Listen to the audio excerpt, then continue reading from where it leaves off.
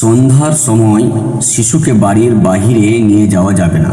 যথাযথভাবে শিশু লালন পালনের একটি বড় দিক হচ্ছে সন্ধ্যার সময় শিশুকে বাড়ির বাহিরে বা ছাদের উপর যেতে না দেওয়া।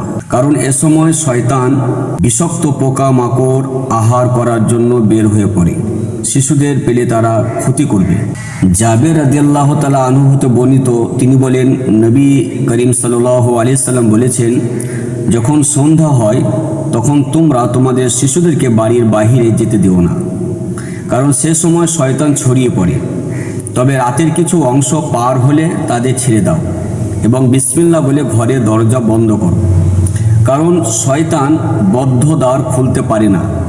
আর বিসমিল্লাহ বলে তোমাদের খাদ্য দ্রব্যাদির পাত্রের মুখগুলো বন্ধ করো এবং বিসমিল্লাহ বলে পাত্রের মুখ ঢেকে রাখো।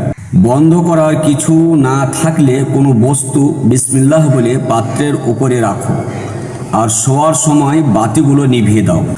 অত্র হাদিসে অনেক শরঈ বিধান রয়েছে যা মানুষের জন্য অতি প্রয়োজনীয়। 1 নম্বর, সন্ধ্যায় শিশুদের কাছে রাখো।